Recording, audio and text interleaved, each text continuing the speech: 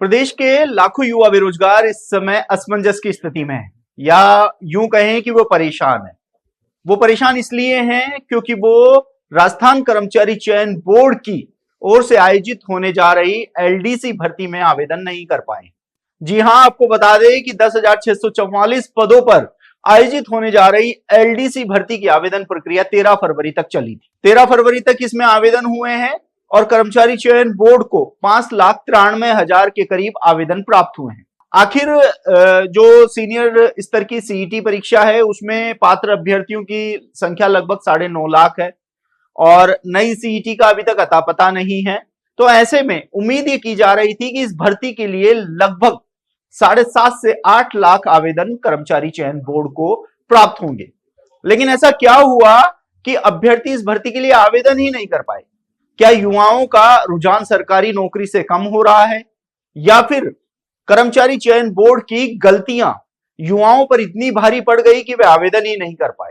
जब आवेदन प्रक्रिया चल रही थी, एलडीसी भर्ती से ही कर्मचारी चयन बोर्ड ने एक नया नवाचार किया, वो था ओटीआर में दस्तावेज अपलोड करने का। अब कर्मचारी चयन बोर्ड का यह नवाचार अभ्यर्थियों पर ऐसा भारी पड़ा कि वे आवेदन करने से इतने ज्यादा परेशान हो गए कि कर्मचारी चयन बोर्ड के सामने शिकायतों का अंबार लग गया। कर्मचारी चयन बोर्ड के पास में जब शिकायतें आई तो बोर्ड की ओर से उस समय 5 भर्ती परीक्षाओं के जो आवेदन प्रक्रिया थी वह जारी थी, जिसमें महिला पर्यवेक्षक, जो कृषि सुपरवाइजर, प्रयोगशाला सहायक, लैब असिस्टेंट और एलडीसी भर्ती।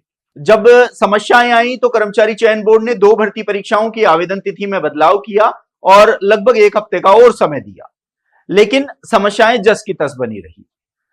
बोर्ड ने कई उच्च स्तर पर बात करके ओटीआर में समाधान का भी जो रास्ता है वो निकालने की कोशिश की, लेकिन जो नतीजा था वो ढाक के 3 पात ही रहा।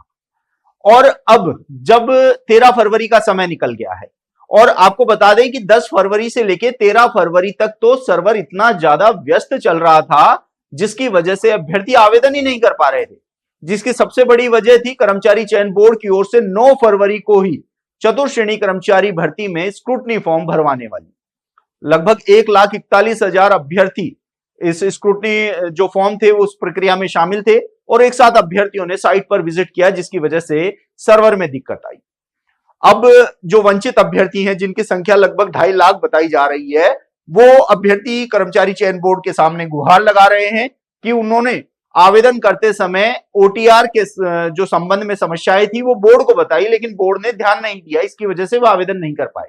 तो वहीं लास्ट के दिनों में सर्वर इशू के चलते भी वे आवेदन करने से वंचित रह गए। पहले ओटीआर की समस्या सामने खड़ी रही, उसके बाद सर्वर की दिक्कत आती रही।